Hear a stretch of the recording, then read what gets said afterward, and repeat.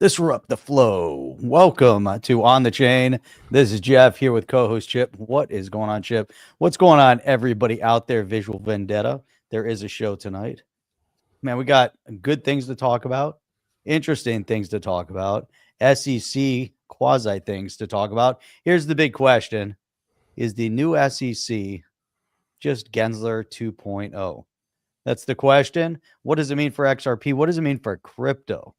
Are they doing the right thing, the wrong thing, or the Gensler 2.0 thing? That's what we're going to get into tonight.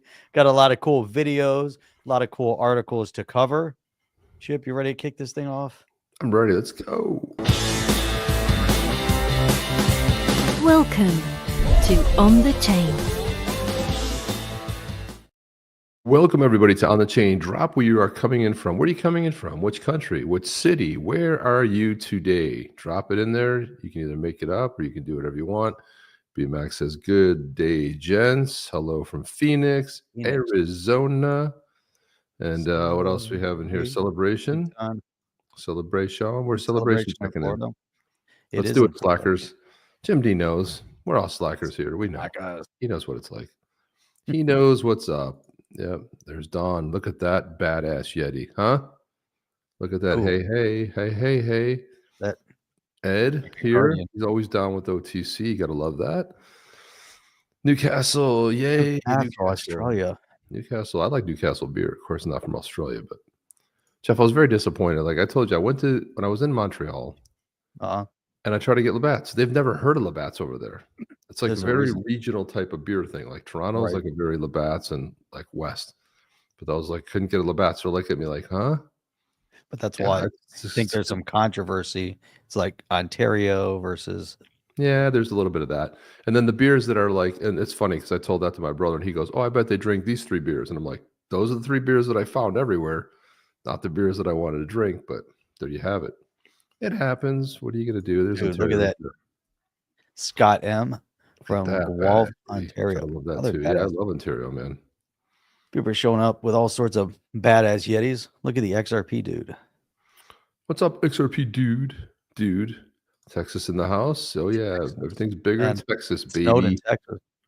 Yeah, well, it snowed. It snowed in Louisiana. Did you see that? That was crazy. Punta Gorda, yeah. I saw Destin Beach was covered with snow. It was crazy. It was crazy. We actually have some video of that, which is kind of cool. 10 inches of snow. It's wild. And I know bits of Texas got a little bit here and there, but not a lot. Jim D, Melbourne Beach, sampling French cuisine. Ooh. Great wine, an excellent vibe at the piano bar. How are you watching this? Do you have headphones in? I mean, how are you like watching this when you're at the piano bar, chilling out, drinking some wine, hanging out at the bar? How do you doing all this? How is that going on? I want to know exactly what you're doing there, Jim D. Yeah, that'd be good, actually. I want to know exactly. Blue Ridge, Georgia. There you go. Look at this right here. Yeti. Type in Yeti. YETI. I can't believe only one person. Typically, people come flying in when they're badass Yeti. You want to win a badass Yeti, then type in Yeti. That's the whole point of the Yeti. We can start the show. Sir John's here. Perfect. Chad's here. Yeti. I just love seeing all these Yetis in the. This is the best thing ever. Seeing all those Yetis. Look at Ray Ron. Giveaway today. Snow in South Carolina. Hello. That's insane. I think we're going to give away this cute little yuck. Early 47 degrees in Naples? Say it's not so. How is that true? You guys didn't get snow, though, I don't think. You're not like Destin. 4 over here. Pensacola. Yeah, my daughter sent me some shots of the snow today up in the Panhandle where they both are. And they were like, oh, look at the snow. Check it out. That's very insane. Well, Jeff, let's get down to look at that, huh? Look at that yuck. Yuck. That's the guy that we are giving out today. So super exciting about that. That's a yuck right there. There you go. The yuck, part of the white tribe of the badass Yetis. There's 2 tribes, the white tribe and blue tribe. You can get them at XRP.cafe. And you can choose from either one. Mark, -22 at exit 69. Big Beaver. Florida, that's right. Thanks. That is correct. Used to live a mile from there, off of Troy. Off of the, what was it, road is? I think it's No snow in Naples, just cold balls. there you go. Let's jump into this. You know, it was interesting. This guy, Austin King, it's funny. I didn't really follow him when he was a Ripple employee, but he said he sold his first company to Ripple, and he was a Ripple employee for a while. But interestingly enough, he posted this up. Trump's inauguration raised over $200 million, breaking all prior records. Ripple donated 500% more than crypto industry peers like Coinbase and Kraken. And as a former Ripple employee, here's my take on the strategy and how it will affect XRP. There's Garlinghouse. So he said, Ripple's making one thing extremely clear. They strongly support Trump. Did you notice that, Jeff? That they're strongly supporting Trump? Nope. Haven't the photos of Stu and Brad. Then And they're so fired. They're so fired up. They're fired. It's like they can finally get out there. And he says, however, their goal with cozying up the Trump administration might not be what most people might expect. What do they want? Well, Ripple wants to be regulated. They have actually requested this for many, many years. But why would they want that, though? And then here's Brad on with Maria Barcelona, that we've seen that interview a bunch of times, and says, to understand this fully, you need to understand the people who built Ripple. It all starts with the founder and current chairman, Chris Larsen. Why? Well, Chris was innovating in finance long before Ripple. He founded eLoan back in 92, which he eventually took public. Then he built another massive scale fintech, Prosper, which facilitated over $250 million in loans. So why has he been calling for crypto regulation? I like Prosper. Yeah, I remember Prosper. Because the payment focus was just a bootstrapping phase. The real goal has always been to become the global settlement network for the trillions of dollars in traditional finance. Under Trump, that's now looking more plausible. What could that mean for XRP? A lot of banks and fintechs might purchase XRP to manage assets, transactions on the ledger. Other chains like Ethereum and Solana could be forced to reposition around XRP. The XRP ledger revenue model could expand over 400 times from the current payment focus. So as an American crypto founder, I'm tracking updates on the regulatory front closely. I'll continue to share in-depth analysis on how updates under Trump might affect Ripple and the rest of the American crypto industry. Follow me to get your takes that you won't see in the news. I hope you found this thread helpful. Please follow me at OX Ask for more. Interesting profile. It's interesting. Very interesting. I want to see exactly, what is his what's his take there? The profile summary. Austin King, otherwise known as this, a Harvard-educated computer scientist who sold his first company to Ripple, now co-founding Omni Foundation to revolutionize blockchain with lessons from past bear markets. He's a DeFi innovator advocating for Ethereum's uneffing and pushing for decentralized sequencers to enhance security and composability. He's been dissecting Trump's crypto strategy, Ripple political plays, and the future of XRP and finance. And the community has been buzzing with excitement over Austin's insights on XRP and his leadership in Omni with Hunter. This is Hunter Oro and look at that, and also Wrath of Common, which we always see a lot of time. So they're at this company. I guess he works there too. Did not know that. It's interesting. And eGrad kicked crypto, all highlighting a significant crew. Okay, so they've talked about his influence. Gotcha. On Ethereum. Yeah, Ethereum's been getting a lot of flack. I saw that Buterin has been going back, like he's been lashing out at people, Jeff, because people have say like it's taking too long, it's not enough, and he's got he started getting emotionally involved, and that's never a good thing when you're on X. No, he's way too passionate about what he built, and it's he's way too connected to it. The Trump reinstates the Houthis on U.S. terror list. Why weren't they there from the beginning? Is like another question I have. Why were they off it? Right? Why were they off it? Cartels, official terrorists. But so much good stuff's happening. It's just incredible to see what's happening, Jeff. I mean, man, it's truly unreal. It's stacked up back to back to back. We were promised nonstop winning, and that's what we got. But I'll tell you, it's interesting when we look at everything that, Trump has done in such a short period of time. And the most amazing thing, which we already referenced, was the fact that people are referencing this all over X, but Trump actually solved global warming.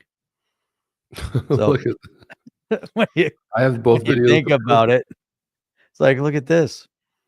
Yeah, look at that. Global warming's it's solved. Global warming's over. Welcome to It's Florida. It's fantastic.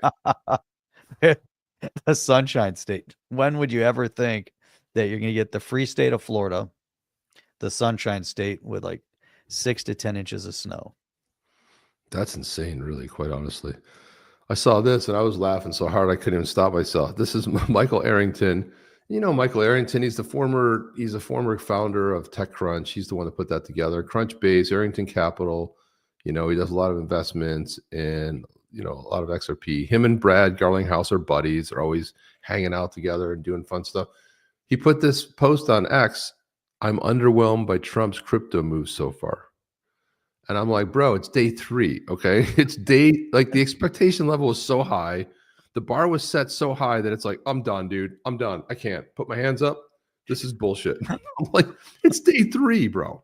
And if It's not even really, it's like day 2.5. and it's like day 2, because the first day is all just like ceremony, and balls and, press conferences, right? Signed a couple EOs. But I'm like, Rob Licker put this up. He's like, Chip, you win with X, and the adult in the room comment, "This is why we can't have nice things." Crypto Bros on X, a sitting president of the United States, just released a meme coin. Chillax. That's really funny. I love Rob Licker. That's great. He's like, that's why we can't have nice things, because of the Crypto Bros on X. You gotta love that. Yeah. Man, oh man, oh man, oh man. Jeff, let's get to the Rob is saying, any solid rants about Trump and Melania coins? Such a bad look. I don't know. The funny thing about it is there's 2 ways to look at it. First of all, I don't give a shit about meme coins. Okay. I don't care if it's Trump coin. I don't care whatever. Yeah. Did I buy Doge? Yeah, I did. Did I make money on it? I made a little bit. But the whole thing about meme coins, everybody taking this elitist position on the internet, this is like going like, "Oh, you are buying meme coins. You're going to get rugged. It's very bad," right? It got so bad, in fact, that people were talking about the Trump coin rugging because the price dropped significantly. A lot of people cashed out. That even David Schwartz had to get involved and put the definition of what rugged means and to help people out to understand that was not a rugged project. But he had to come in and step in and say, okay, enough. But what I'm laughing about, Jeff, is like people are all of a sudden like, let's not be tribal. Let's not be. Listen, one of the things that reinvigorated the XRPL has to do with meme coins. Like the biggest, most excitement that's brought people over are the meme coins. There's thousands of them now on the XRPL. I don't care if you like them. I don't even care if you invest in them. But I say it's your money. Do whatever you want with it. Whatever you feel fit. If you want to waste it, I'm not a guy to tell you what to do. Jeff, do you care if people invest in meme coins? No, I like the SHIB. I like Shiba Inu. Shiba Inu. I like the Shibarium. There's nothing wrong with that. People buy meme coins. Doesn't mean anything. Steve said the same thing. Doesn't mean anything. That's right, Steve. Who cares? And the whole thing is, no one said anything about Trump water. Nobody says anything about Trump wine. No one said anything about the Trump watches. Nobody said anything about, Trump running shoes or, shoes. Yeah, when you remember his name is on everything. That's their brand. That's what they do. In fact, they roll out some meme coins. You know what? It's a point. Hey, we're in crypto too. Look, people bought in, price went up, price went down. What was it like in 3 days? Price went up, price went down. XRP, guess what? Price went up, price went down. 2017, 2018, XRP was $3.80. And if you bought in at $3.80 and the next day you woke up and it was 20, guess what? Oh, it was a rug pull, right? And that's what everybody said. It was a rug pull. It was a rug pull. And that was you want to call it a legit asset, right? Bitcoin was at 20,000. Then it went down to 3,000. That's right. You're going to say that was a rug pull, and people are running around talking about computer money, right? Fictitious computer money. That's Bitcoin. So they're meme coins. Everybody knows meme coin. It's just the 100% the FOMO. And like Don said right here, it's memorabilia. Look every night on TV, Chip, you get silver. Get your silver bullion coin. Damn right? right. You pay. You're not buying silver. You're paying extra money because it's in a coin format for Correct. whatever it was. It's a U.S. coin. It's the Trump coin. It's a whatever coin. Everyone has their gold and silver coins. You know that's what it is. You're paying for a coin because of what it is. So and the other part that I will tell you, what it signals loud to me, we're in a new era. It's estimated Trump has more than half of his fortune in crypto. Okay. And he had to declare that on his things. So he was holding Ethereum. Plus, these aren't the only. He's sold other NFTs before this. Not the only thing. But I look at that like you got a U.S. president, first in history, who comes in owning crypto. That's never happened. Who puts out a coin? You can question the timing, like the day before he's going to be inaugurated. Okay, he puts it 2 days before, and some 15-year-old kid woke up a millionaire because he put $800 in at the right time. Look, it happens. Is it something I'm interested in? Maybe not necessarily, but I'm not going to fault people because they want to have some fun or they want to collect stuff. I used to be into collecting these vinyl toys. Some of them are really rare, and I have a bunch of them, and I had them all over, everywhere. I had them in my office. And I got to the point of where I realized something about collectibles. What they collect is a lot of dust. And I was like, why am I collecting these things? How did I get on this train? I don't know how, but I look at this as that it's a new dawn. Okay. Do you think a guy, Trump, was talking about being pro crypto? Oh, no. He's pro crypto. You think he's going to let bullshit happen in crypto? No. You think he's going to hustle after it? Like, he hasn't done one executive order about crypto. Well, it's coming, people. It's day 3. Let's not lose our heads over. Okay. Yep. But I wanted to put this up, Jeff, because we got to workshop this one. What is this? Because this is the SEC unveils the task force. Like everybody on the web got excited about it.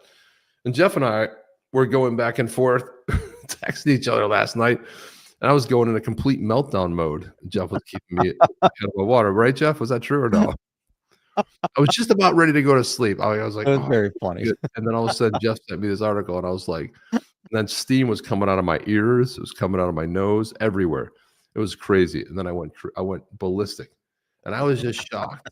I was just shocked that people like this, Stu Alderati, the SEC launched the new crypto task force led by Commissioner Peirce, aimed at establishing a clear regulatory framework for their cryptocurrency. And then he's like, "Thank you, Acting Chairman Ayuda, for saying it. The SEC's war in crypto created confusion about what's legal in an environment as hostile to innovation and conducive to fraud. Looking forward to working with the crypto task force to undo prior administrators' damage." And I say, nay, Jeff. I say, this is complete, absolute bullshit. I might be the only dissenting opinion on the entire internet. I saw John Deaton, this is the greatest day ever. I saw, oh, finally. Blockchain backers like, yay, finally. I'm like, no. Did you read? Did anybody read any of this? Has anybody been paying attention? Here we go. Let's look at this. Okay. Let's go into where was the thing? Where is it, Jeff? Help me find it here. Because I know this is the one bit that I really, where is it? Come on now. Where's what? I don't have to read this whole damn article.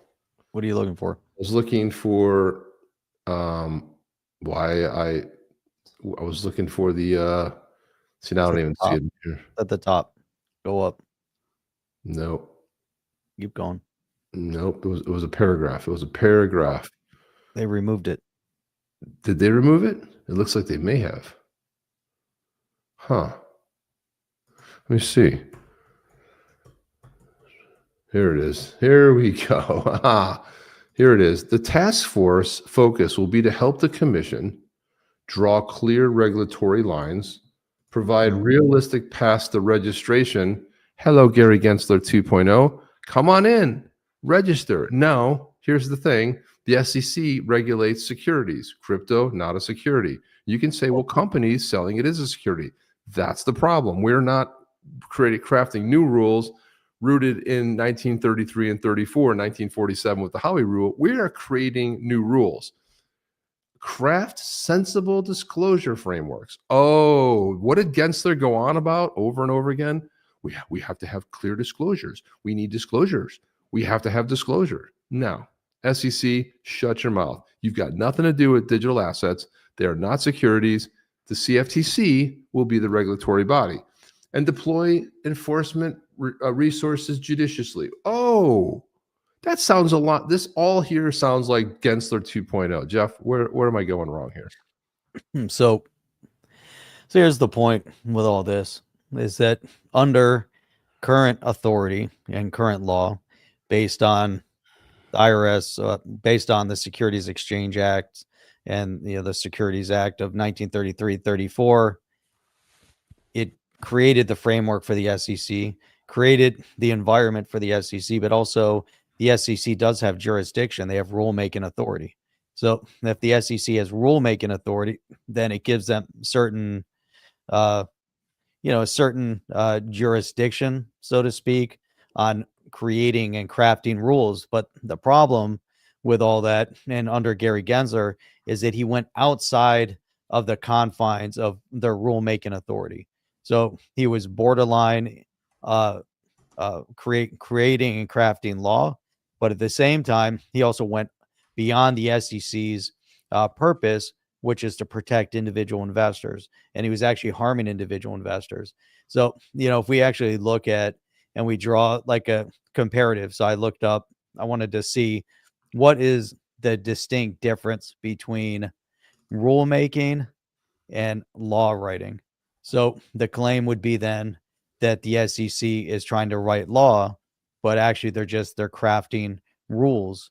And the rules have to fall within the law that is crafted by Congress, but Congress allowed for this rulemaking authority. So the whole problem with it is that if we look at it, based on now, the SEC enforces and interprets law through rulemaking authority that's granted them by the U.S. Congress. It can't create law because obviously only Congress can do that.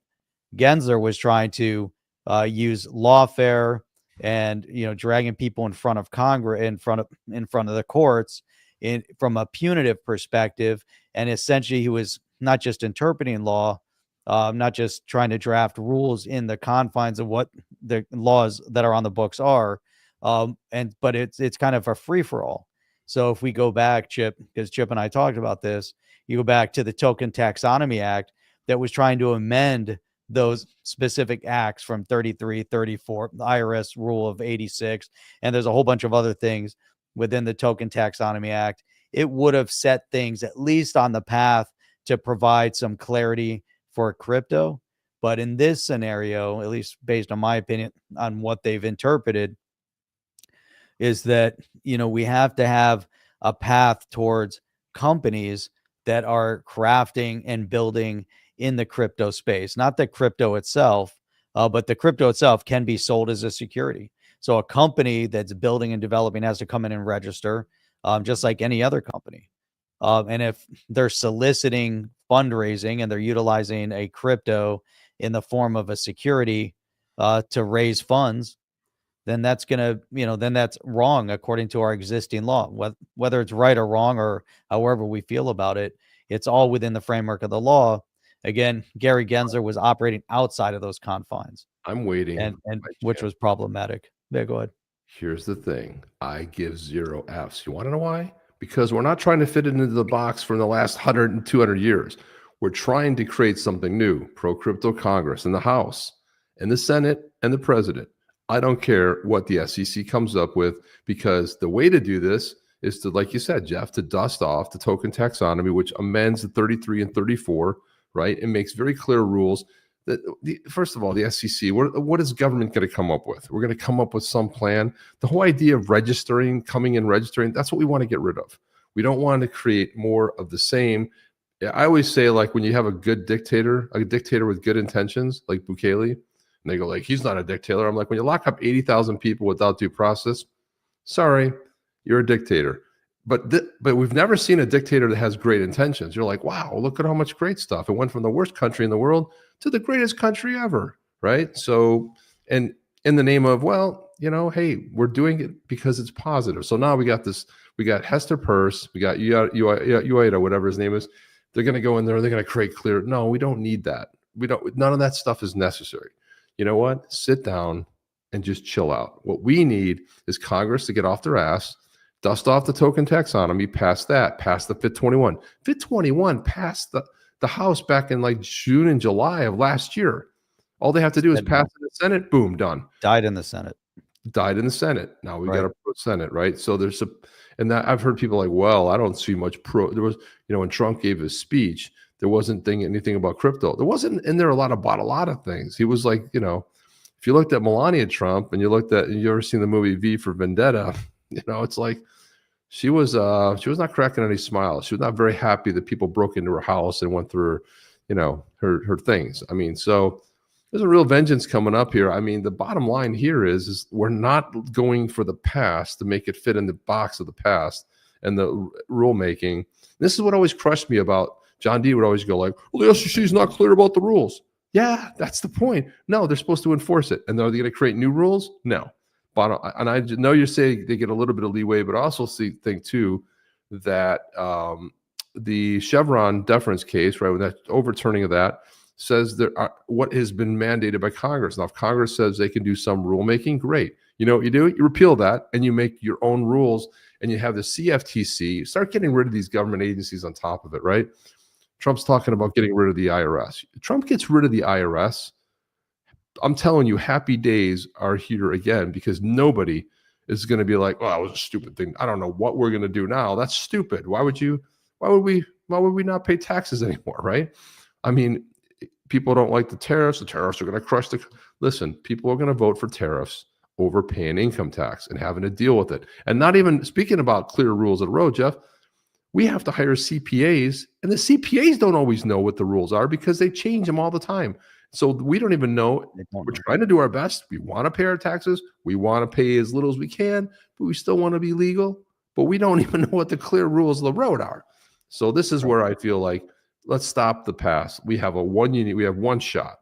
Let's get it right. We got one Congress. We have 2 years before the midterms hit. Basically a year before the campaigning starts heavily. A year. I know it's day 3, but it's time to start passing some legislation. And Jeff, that token taxonomy still to this day, even the FIT 21 is decent, but we got to repeal the stuff out of 33 and 34. And we can't think of digital assets the same as we would a security. It's not the same. And when companies come in and register, that's the whole point. I want to get away from all that. You're just gonna, and then they say, in that one article, they say, we're gonna be, what is the word they use? It's just, this is an actual quote. Let's see if I can find it. I might have lost it. I don't know what I did with it. Here it is. Yeah.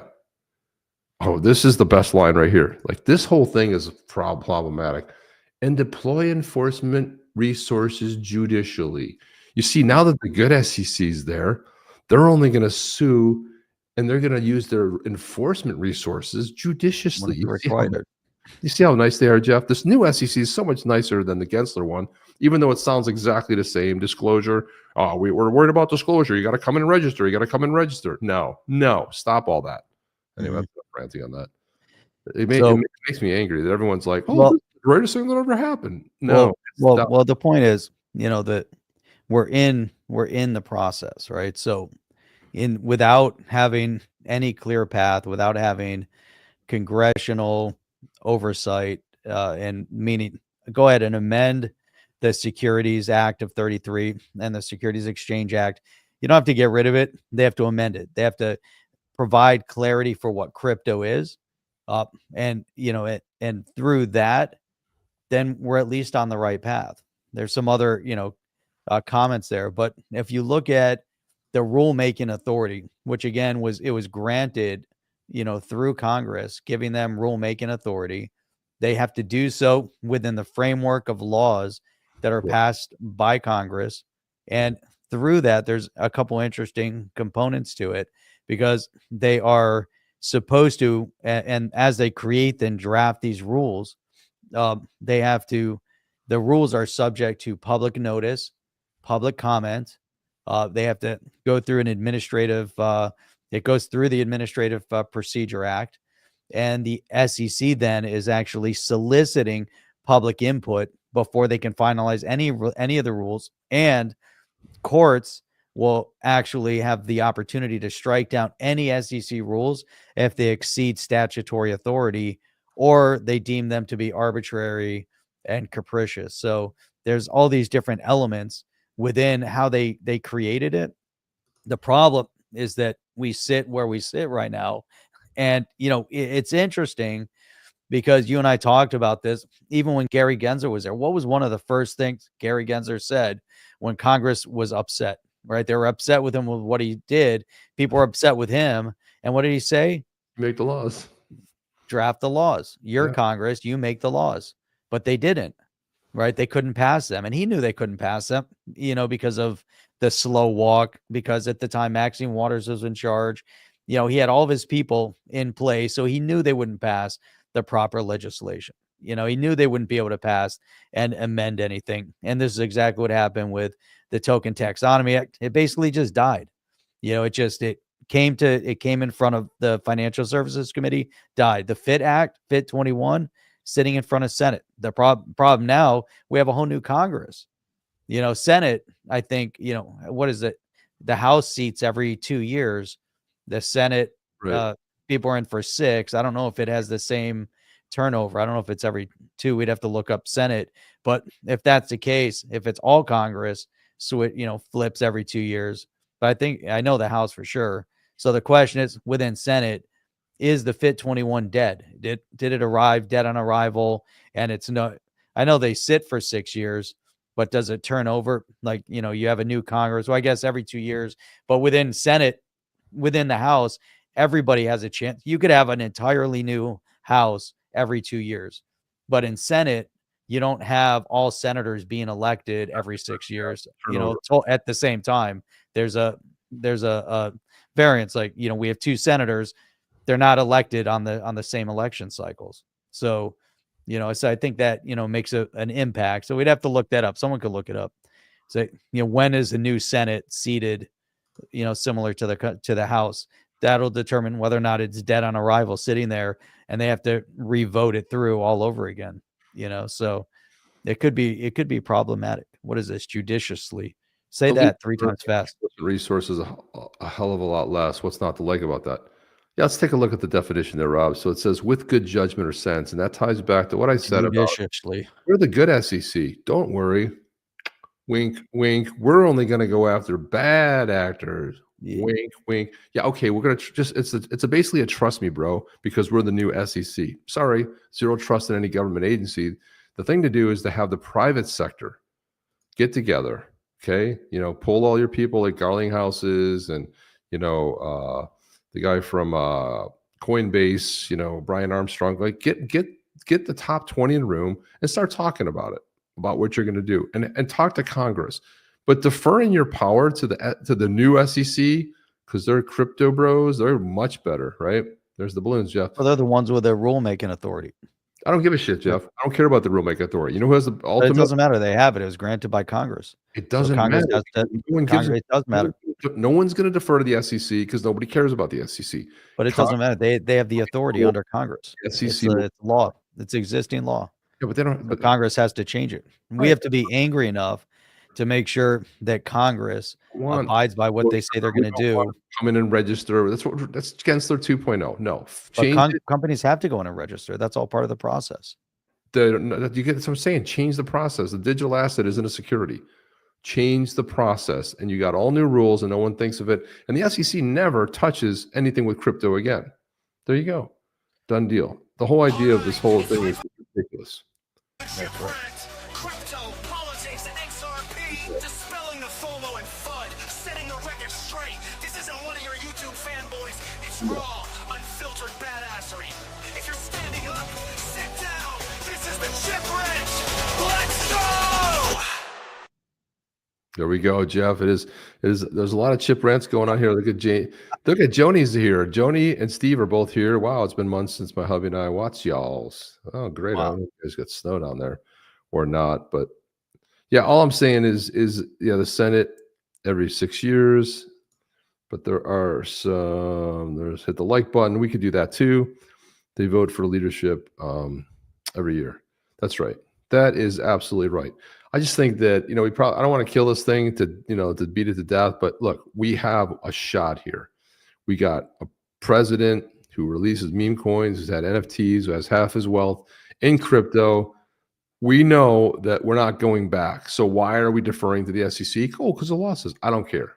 Let's write some new legislation. Let's get some legislation passed. Let's amend the 33 and 34 securities laws and let's go. Let's stop with this nonsense. Chip, you're running to the answer you want. What they started was the work to figure out what the rules should be. Right. And I'm telling you, Rob McDermott, shove it up your ass. You want to know why? I don't give a shit about the SEC. I don't want a government agency. Hi, we're going to make new rules because we're the good guys. No. But that's Bring what they the do. private sector into Congress, educate them, as George, who used to say it? Somebody used to say it, George W. or something. And you just educate them, I should say. That's it. It's a done deal. Forget about this. Oh, let's go to the SEC. Congress has all this mighty power. Boom, we can stamp it. We can say, F you, SEC. Tomorrow, we can radically change the law. But you know what we're going to do? We've got all this amazing power. Sure, good guys at the SEC, go for it. Go ahead and start writing some rules.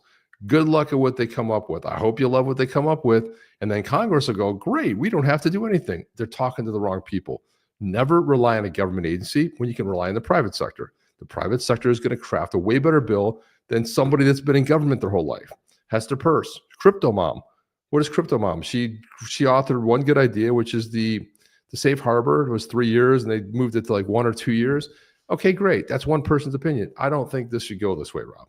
Sorry for being a little bit hostile, but I'm just saying we don't want to defer the SEC to anything because now they're the good guy. Oh, they're the pro-crypto people in the SEC. Sure, disclosures and coming in registers. If we change the law, that we have the CFTC dealing with everything. Why is it a security to begin with? Because in 1947, Howey Test said it was. Great. Let's figure out and change that too. This is a shot you have. I mean, I expect big things to happen. I expect the Federal Reserve to go away.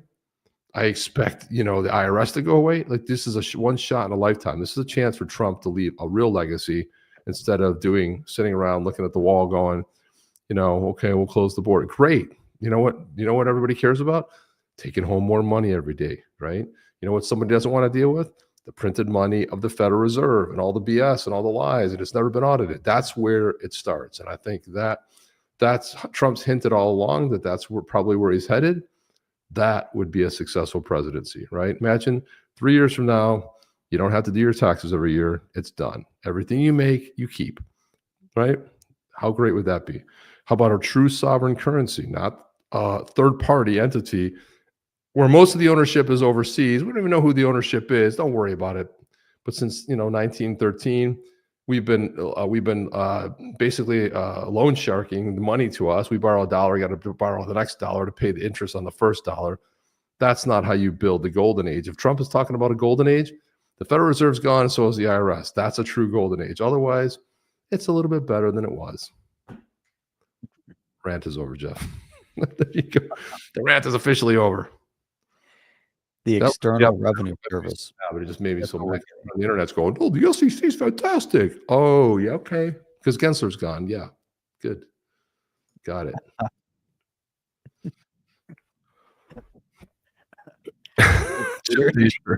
Chip in motion. When you wake up, there's out the adults build consensus. Sir Chips a lot.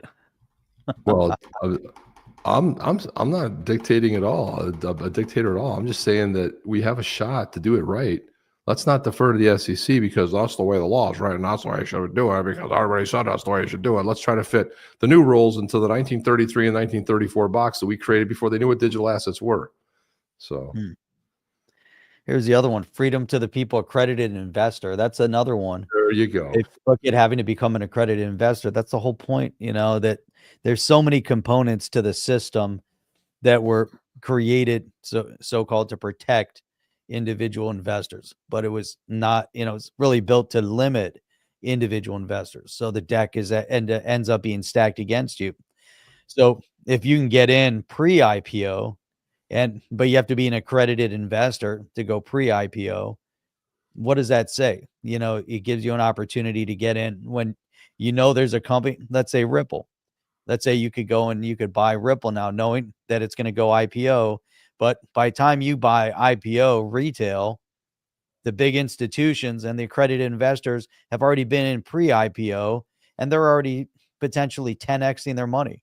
So the crazy thing is, if you watch what was it? Roblox, it was IPO, pre-IPO at like 40.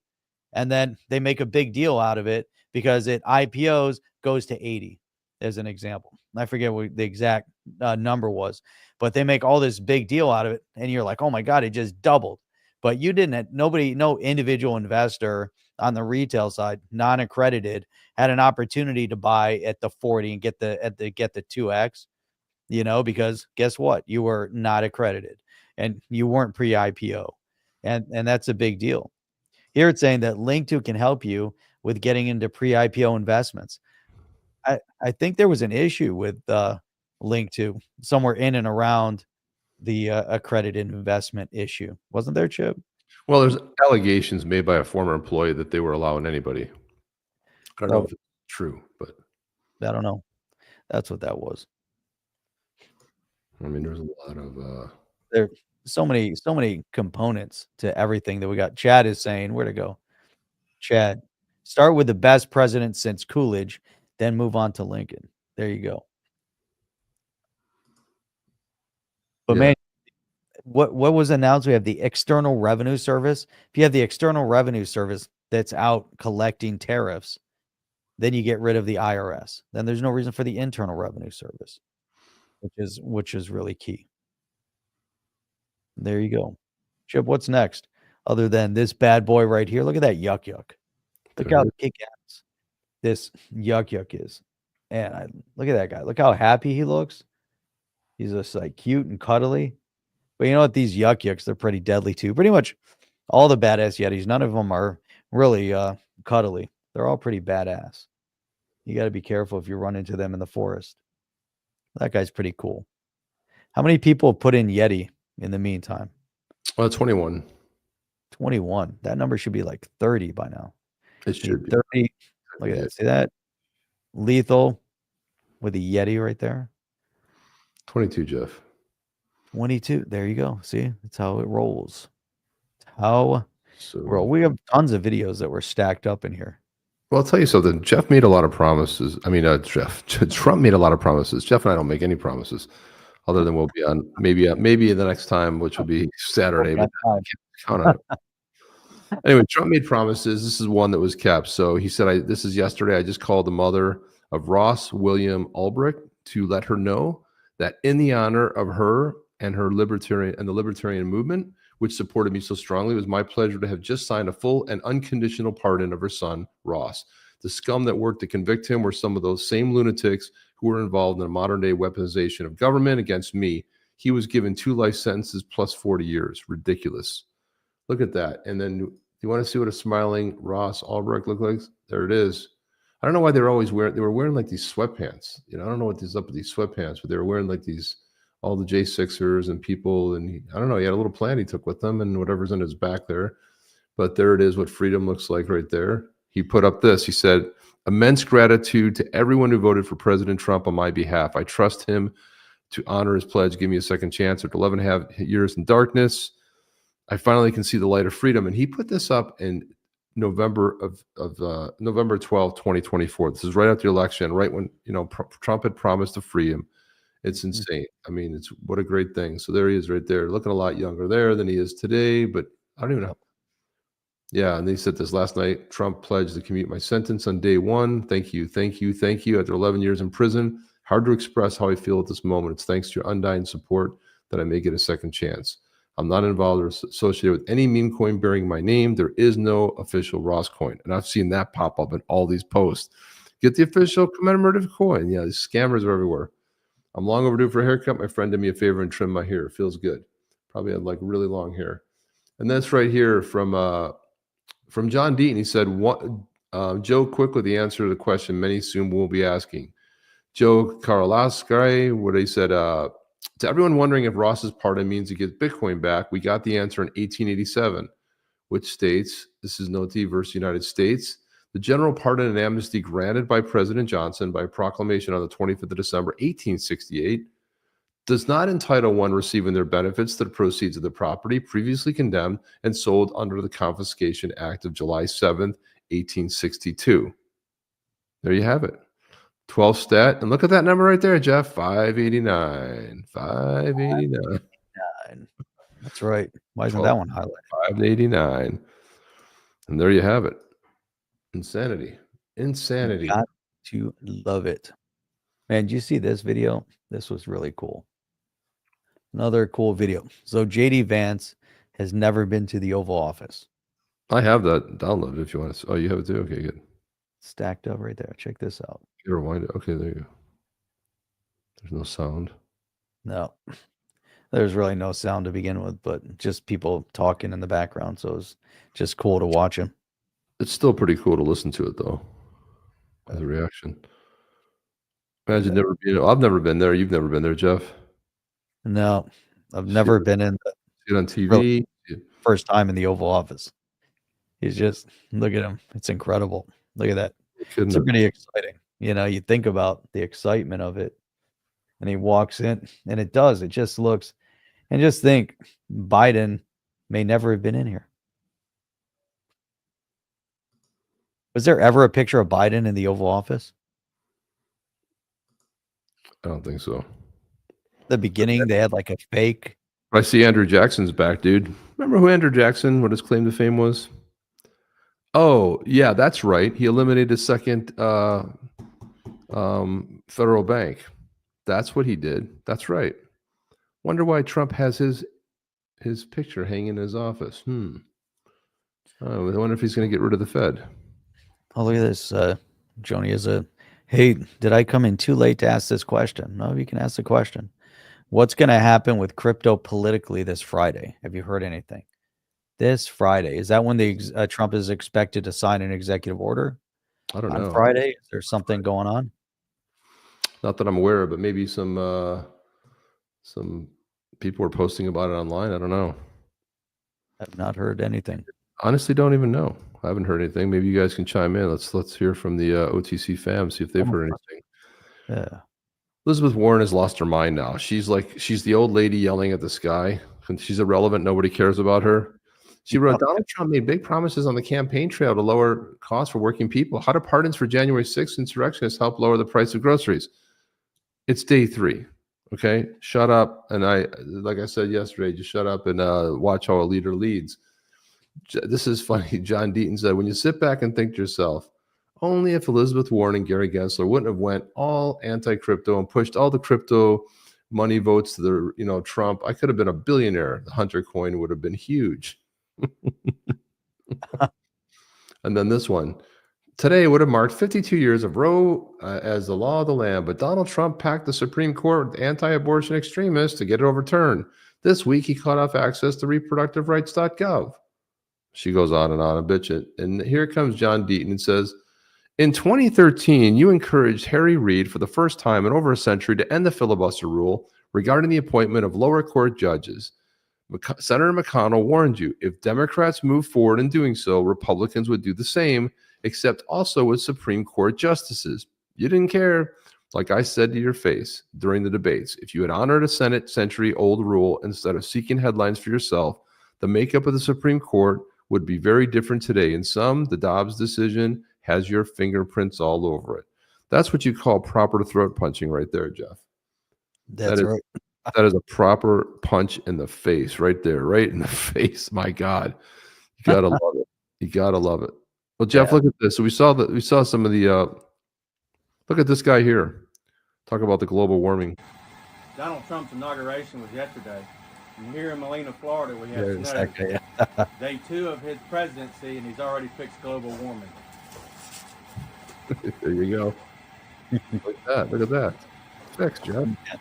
Look at snow in Florida. It amazes me every time I see that. You gotta love that. I saw Tom Emmer was on the All In Pod. He was talking about crypto. It's a pretty good segment. This financial system markets here in the United States, in the world. We have an existing legacy 2-tier banking system. It needs to come into the 21st century. Yes. The beauty of crypto to me is not just that it's crypto. One, it's going to help us if Congress does its job, if we put some parameters up, market structure, give people rules of the road so they know what they can and can't do and who's going to be having responsibility for oversight. We can protect the existing 2-tier legacy system. Yeah.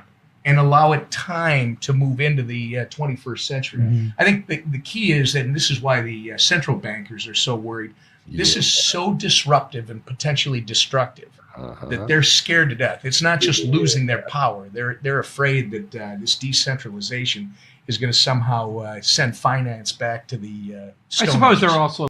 Yep. Well said. What did you think about that clip? Pretty good, huh? It's really good.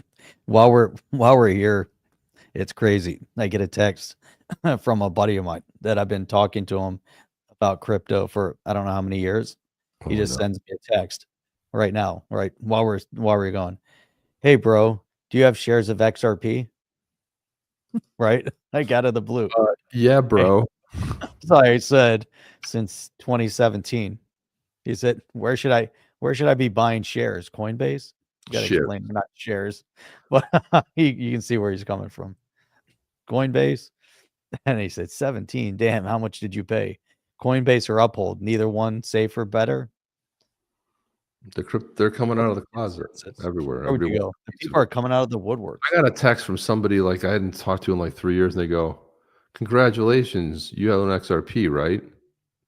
Yeah, I guess. I mean, like, I guess so. Who's calling me right now? Hang on a second. I got to grab this real quick. Hello? Right. Chip's going to grab the phone. He's going to talk to us. All right. Where were we over here? Oh, so Rob said, sorry, Chip just wants to get straight to the answer. No conversation allowed, Emmer. That's right. So if you guys didn't know and you were wondering, hey, have these guys ever hosted and talked to Tom Emmer?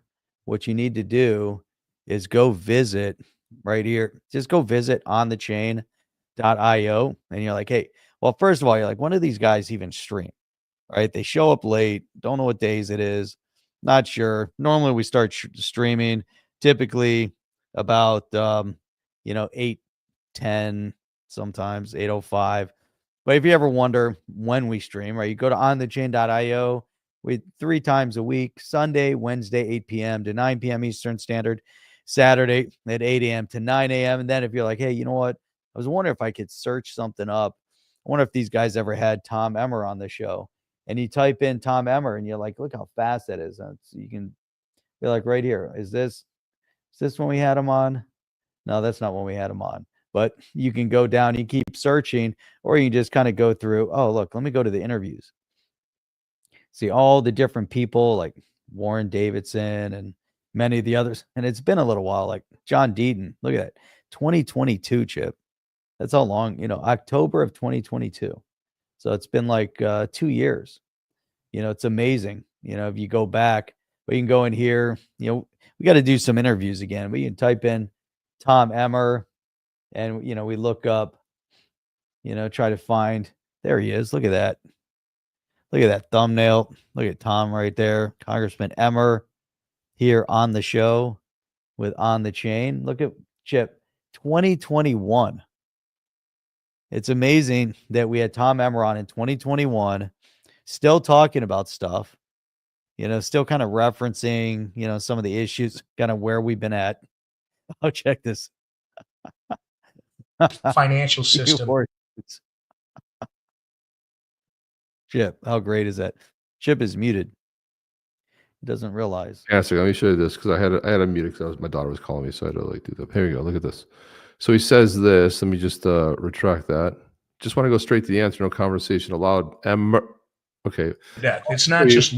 This is the end of the clip. I suppose there are also.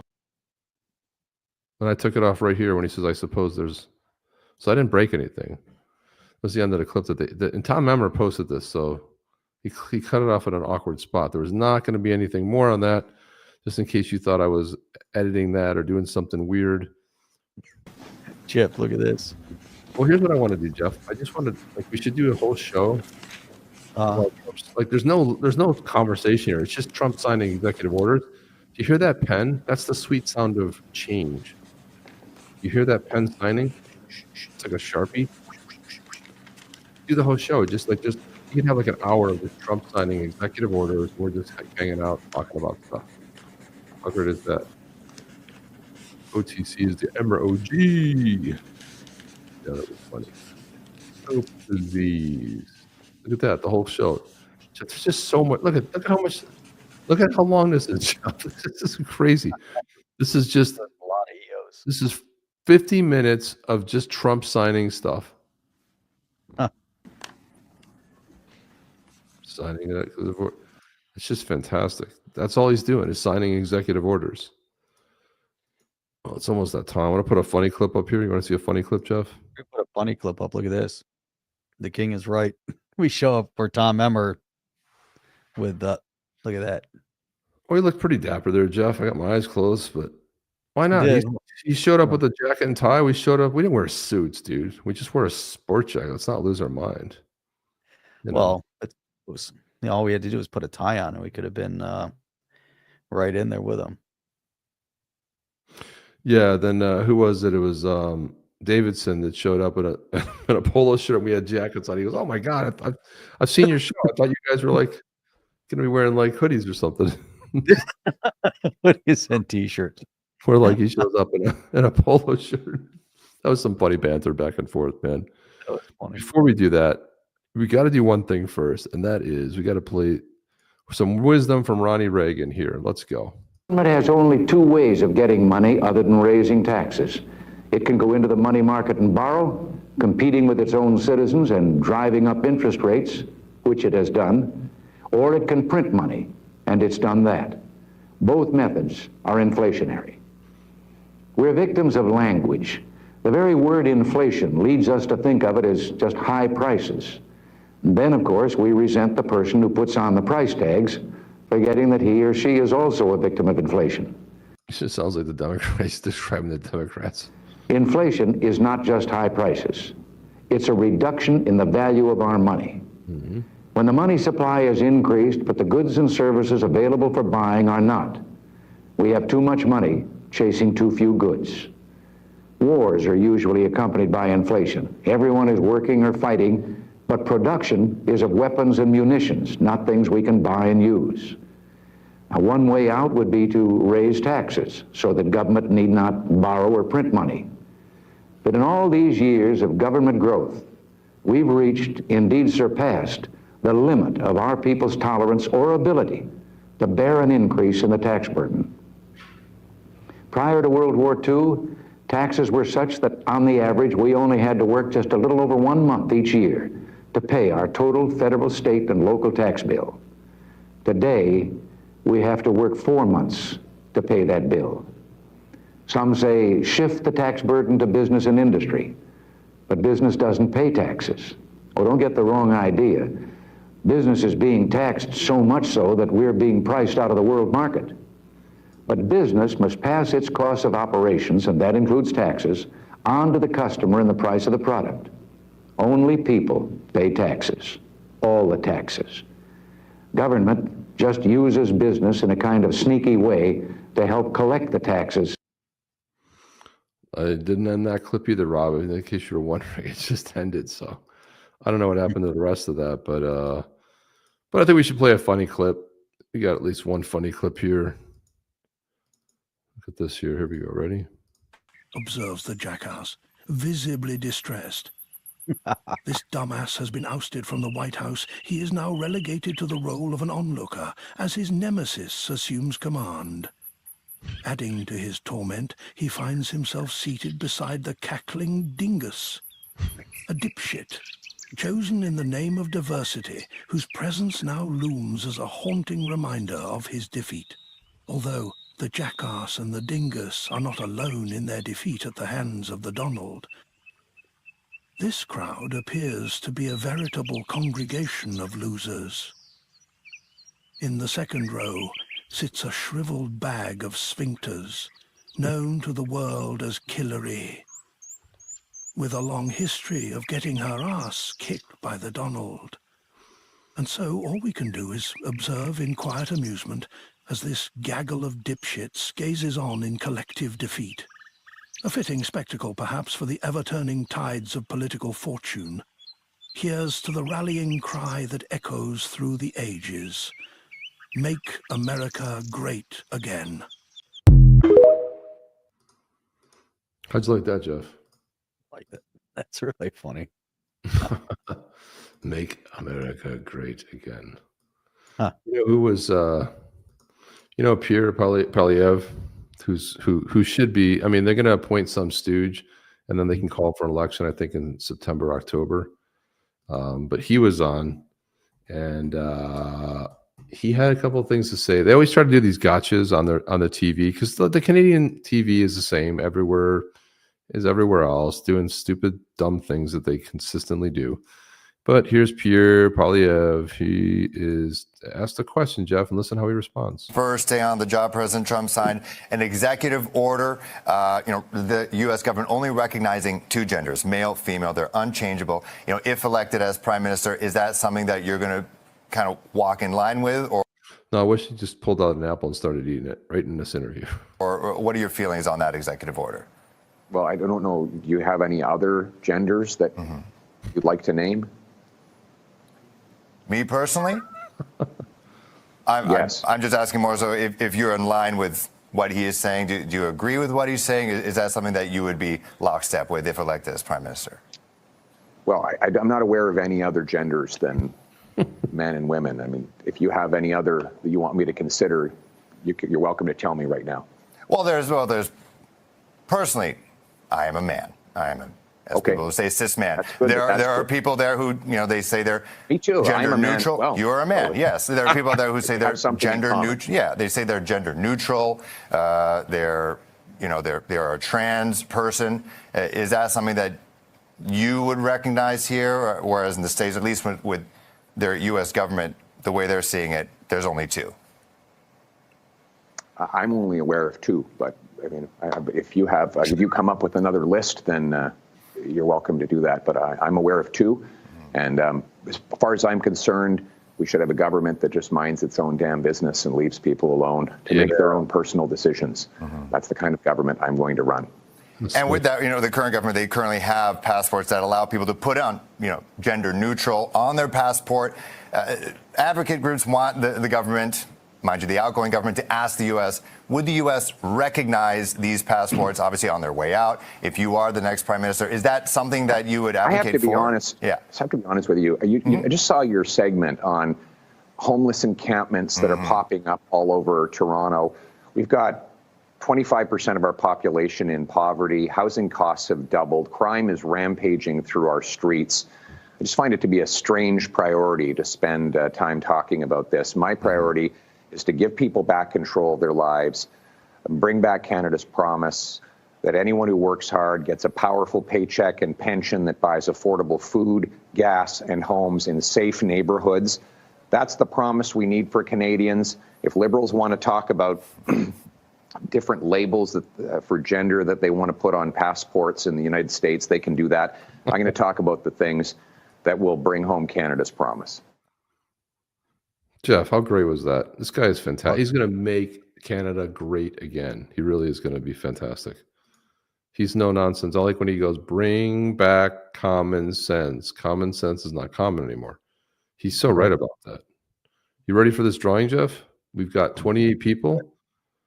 Joni, you typed in Yeti, Y-E-T-I. Steve, have you typed in Yeti, Y-E-T-I? Type it in right now because we are going to give away a badass Yeti. See it out there, Jeff. I don't see it there, but yes, see it. Holy cow. Hey now. Hey now.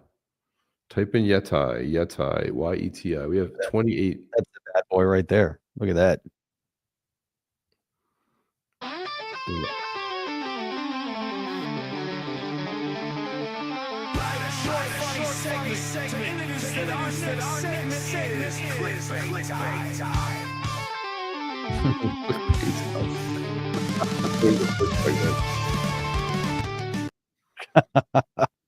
Yeah, Sir John says, compare him to Little Castro makes you think Canada lost too many years blindly walking a woke path. Yeah, we did our own woke path too, but that's coming to an end. That's fantastic. Yeah, where are we at? 34. 34. Okay, so. Oh, here's the thing. Before Chip hits the draw button, you have to get your Zamenwaller ready. Get your Zamenwaller ready. X-A-M-A-N. It's like ramen noodles, but with an X, and pronounced with a Z sound to it, right? Zamen. Is X-A always Zamen? or can it be examen? I think what are the? Is it always like a Z? So you got the Yeti ready. So you get that Zamenhof address, because as soon as we get the drawing rolling, so LG, type in Yeti so you can win a Yeti. Yeah, make sure you get the Yeti. No, that's not Yeti. Yeti. YETI. Sup. But we make it sup another time. Sup. Do that. We'll make it another time. For this drawing. So here it goes. This. Trump just posted this picture here. Look at this. You remember the video we played of the lion?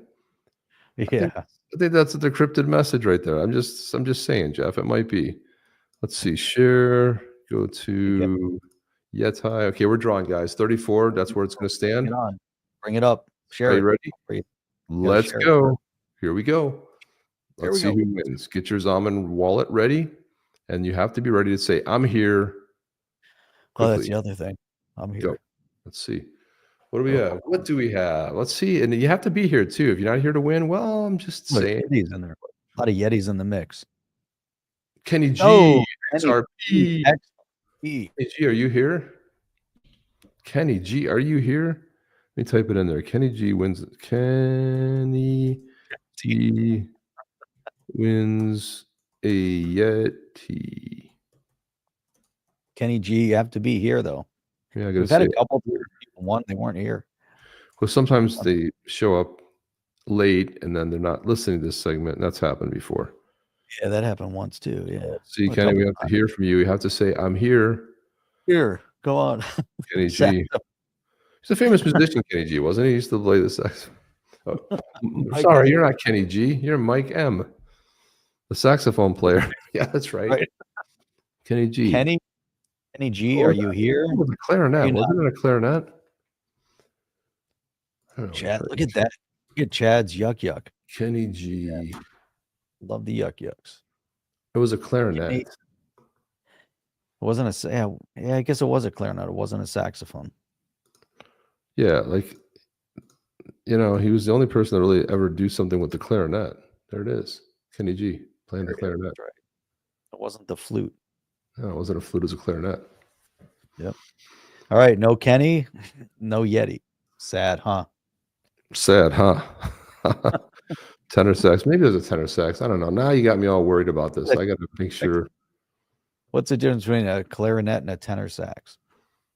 Well, they're two different instruments for one.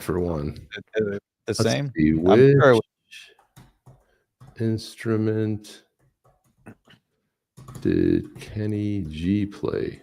Soprano saxophone. You know what? All right. Let's see. I want to know something. It was the soprano. That's right. Right. The Goblersons are correct. It was primarily the soprano sax. But I was saying I thought it was a clarinet because of it didn't have the curve on it, but no, it was also the alto and the tenor as well. See, because on that picture there, it's not who killed it.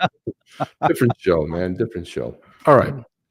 No, right, Kenny, we're at the draw again. I'm sorry, guys. I'm sorry, Kenny, we didn't hear you. Kenny, that's also you were right. You did tell us. You were absolutely right. I was not a Kenny G, so I'm just saying. Chip, woodwind versus brass. That's right. Get your instruments correct, guys. Come on. That's okay. What do we know? I know. I'm not. Adore clarinet in Jewish folk songs, 1950s vibes. There you go. Right. Sweet. That's right. But now we're talking about soprano sax. Yeah. So you know what that means, guys? That means we have to officially draw again. So you guys are still in it. You don't have to retype it. All has everything there, so you don't have to retype. And if you typed it 7 times, it only registers you once. So that's kind of the other going thing. While you're looking for that, I found an oldie but a goodie song, man. I pulled this out of the archives. That's how long ago this music came out of the archive. Check this out. What do you have? Wie einst Lily Marlin. Wie einst Lily Marlin. John, you're famous. There it is. Play the one with the music background. Somebody, one of the On the Chain community members, family, put some music behind it. So we have the enhanced version of it.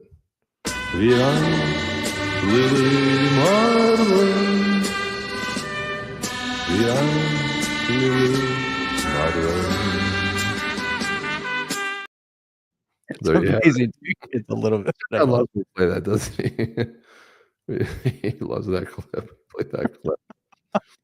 So fantastic. All right, guys, we're going to draw again. Let's go. Come on. All right, Kenny. Kenny's not here. Sorry, Kenny. Kenny wasn't here. Okay, here we go. Ready? We're pulling again. Draw again. Here we go. What do we have? Let's see. Who's it going to be? Who is it going to be? Dawn. Pablo. Pablo. I hate when it stays on Pablo Martinez. Pablo, are you here? Pablo, are you here? Who was the one that came in here and said, I'm here? I'm only here for the Yeti. Was that Pablo or somebody else? That might have been Pablo. Pablo, are you here? You say I'm here. Pablo was here for the Yeti. Pablo, are you here? Pablo wins a Yeti. Pablo. He was here for the Yeti. Oh, there it was. I knew somebody came in. Oh no, it wasn't Charles. It was XRP. Look at the sad face. You didn't win. We'll get you a happy face. Keep saying it. Well, it's a sad face. I didn't win a Yeti. Pablo, where's Pablo? Come on, Pablo was He was here. not here either, man. He ditched. Oh man. And roll again. This is one of those nights, Jeff. We got to keep drawing a lot. You said Pablo, and we got to keep it rolling because that one night it was like 4, 5, 6 times. Yeah, my God, the show went on for another hour. Jeez, it was crazy. Wait, Balco. I always watch you guys. Add me into the Yeti. Just type Yeti. You got it. You're in. Yeah, you just have to type Yeti. That's all you have to do. Type it in there. Yeti. YETI. Yeti. Yeti. Name of our dog is Yeti. I call him Yeti the Jedi. Yeti. Yeti. Balco is added to the Yeti drawing. Jeff, did your dog have like 40 names? Like I call that dog, it has so many names, I don't even think it knows its real name. Like I make up just names. Yeah. And then I call it that for a while, and there you go.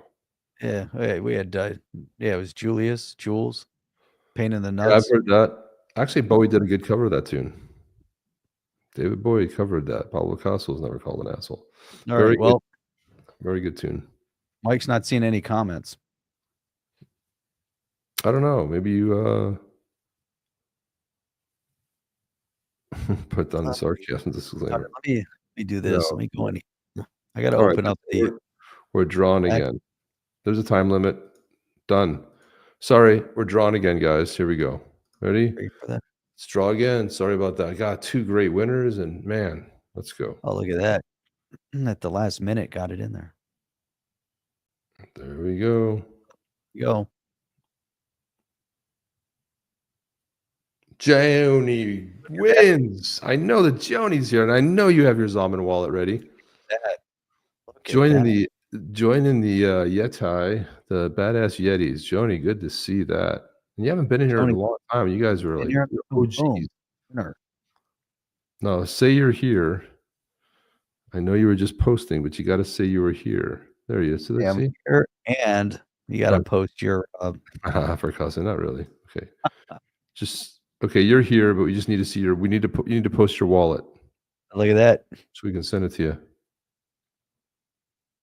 I should give mine. Pablo's not here. Pablo's not here. No problem. You got to give it. Either you or Steve can have it, but I need one of your wallet addresses. Rigged. Everyone says it's always rigged. You hit the draw button. It's a completely randomized StreamYard thing by StreamYard. We don't even control it. I just said we can't give it to Pablo. Pablo's not here. Yeah, you got to be here.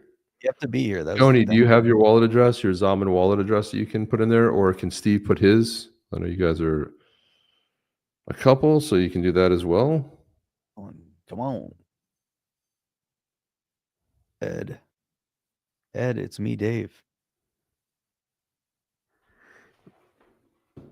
It's me, Dave. Embarrassed. Okay, well, what about Steve? Does Steve have his? Steve want to roll it, put it in? Steve want to put his in there? Don't be embarrassed. It's just, Pablo is in timeout. He's not in timeout. Yeah, she was joking. King shows up only for shenanigans. Yeah, but I also want a badass Yeti too.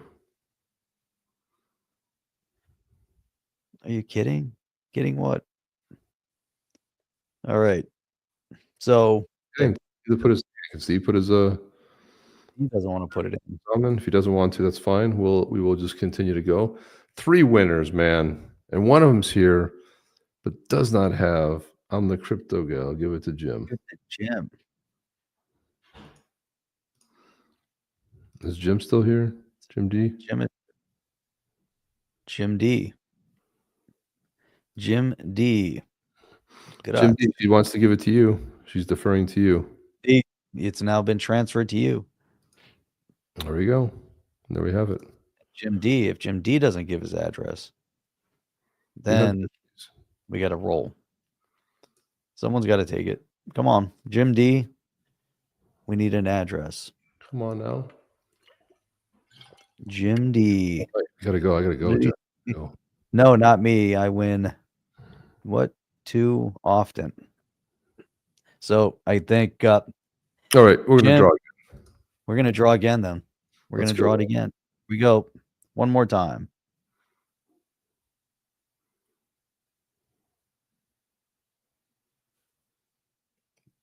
Ray Run. Mo Meta. Scotty was close. Ray Run, are you here? Ray Run. Haven't seen Ray Run. Anything. Run. And he's got a badass Yeti there. There he is. Thank you and good night. There you Thank you and good night. All right, Ray. Throw it in there. Let's go. Ray is here. We see Ray. Ray. Thank you and good night. Right. So Ray. Thank you and good night. Throw in your Zaman wallet. And we're going to transfer this bad boy to you. Oh my God. Draw again. He won last time. Look at this. Everyone just passing it on, Chip. One more time. One more? Yep. All right. Yeah, one. I love the generosity of the OTC fan. Let's go. Everyone's winner. Let's go. Who's it going to be? Come on, people. Come on now. Who's it going to be? Lethal 337. Lethal, you here? Lethal. Dude, I love how you changed it to the coffee mug. You changed it to the that's awesome. Change it to the what do you call it? The XRP.cafe logo. Pretty cool. All right, baby. We got a winner. Let's go. Gets the badass winner. Lethal gets the yuck. That's how it rolls. That's how we go.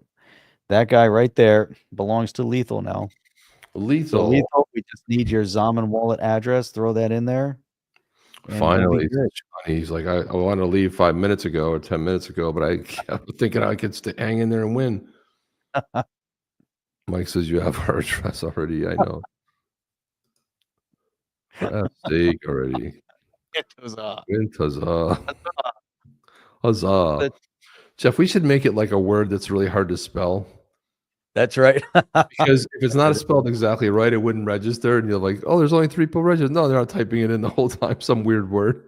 They misspell it. It was like, there's only 3 people. And you have a 1 in 3 chance to win, which is awesome. That's funny. Lethal is now going to be the proud owner of a yuck. So here's how we roll it. We're going to grab this guy right here. I'm going to say transfer. Going to put that in here. We got to pull it off screen for a second so I can scan the QR code. And then we're going to pull up the Zaman wallet. We're going to authenticate. This is how things work in the XRPL. This is our tutorial time. This is how do you transfer something over the, just like that. I scan the QR code, swipe the accept, put in the authenticator. It's verifying. It says it's been submitted there. It's verifying over here. Done. That's it. Transferred. That graphic of an NFT now belongs to put the Yeti up there. It looks like the giant congressman who's shown in shorts. Yeah, Fetterman. That is Fetterman. Fetterman. Looks just like him. Oh my God. That's it's funny. Fetterman. He's all happy too. Like, that's funny. He kind of does look like Fetterman, doesn't it? The more you look at it. Look, here you go. Lethal has Fetterman. Lethal got Fetterman. Fetterman, badass Yeti. Yeah, looks just like him. Look at that, Jeff. There he is. Oh my God, that's so funny. It shows up the Congress in shorts and a hoodie. Unbelievable. He was the only one that voted for the bill today. That's right. The only Democrat. I think he's flipping soon. I'm sure he will. Look at that. Great to have you guys here tonight. I really appreciate it, Joni. And my gosh, I really wanted you to have a badass Yeti too. My goodness. That's right. Pictures. So there you have it. Lethal owns badass Yeti. And he's got the Yeti from the coffee too. That's pretty cool, man. Awesome to see. Guys, thank you so much for coming out tonight. Really appreciate it. It was a lot of fun doing this. And what a year we're off to. It's day 3. We're rolling. So many great things to talk about. We'll have more to talk about on Saturday. See if we can keep up with all the good winning. I'm not tired of winning yet. Trump said we would get tired of it at some point. I wasn't tired of winning. So let's hopefully there's going to be a lot more winning ahead for everybody. A badass Fetty for Fetterman. That's funny. I laugh. Badass feta cheese. There you go. Feta cheese. All right. See you later, Van. Good to see you here, my man. Go Bills. Damn right. Bills playing this Sunday night against the Kansas City Chiefs. They're going to the Super Bowl, and this time they're going to win, Jeff. Tired of shit. That's what they got to do. Someone's got to go. The Lions didn't make it, so it was good. Let it be the Bills. Made it. I got a little crazy in the beginning. I texted Rob. He didn't text me back. It's like, hey, Rob. Rob's mad at me. Mike said you both are the greatest. That's right. The greatest. Really appreciate that. John Gill's been hiding in the shadows. John Gill, look at that. I don't often watch podcasts, but when I do, it's On the Chain, the most underrated podcast. Beautiful, man. Jeff, can we frame that comment? We can. Click. Let's frame that. That's a good one. We'll just make a. I like that. You know, John Gill, also a supporter here on the shirt. I can see a merch with. I don't often watch podcasts, but when I do, it's On the Chain. I love that. That could become some merch right there. It'd be a T-shirt. Actually, that's a good T-shirt. That'd be a good one right there. Thank you very much, John. Appreciate that. That is a good. Look at this. This is, you've been around a long time. If you're saying Kef and Simon. See you later, Kef. No problem, Simon. Good one, man. You're in the OG. Send Fetterman in a Yeti outfit. Can you imagine him running around Capitol Hill with a Yeti outfit on, with shorts? How funny would that be? Yeah, like a confetti. Can we talk about how Australians can take advantage of XRP.XLM being tax-free or no capital gains next time? Because it's a U.S. company, shouldn't we be able to get tax-free? I agree. I mean, I think anything should be tax-free, really, quite honestly. But I don't know. Trump was saying something about he had alluded to something about crypto and taxes and being tax-free. We're going to find out how that works. I don't know how that works, but we're going to find out. It's day 3. Let's just, things are happening pretty quick. We got to just sort of like ride it out and see. The problem is, can we talk about how Australians can take advantage of it, not how Americans can take advantage? I know, but Trump did say something about taxes and crypto and it shouldn't be taxed. That's what he said. Right. But we can talk about Australia. I think we just did. I think we just talked about it right there. We just talked about it. We just talked about it. All taxation is theft, right? Exactly. 100%. Move to the States. No, you don't want to do that. Don't do that. Cash velocity. Cash velocity won last time, by the way. Legislative threat. Yeah. All right. That's it, guys. We are out of here. Thank you very much for showing up. We will see you guys on the next one.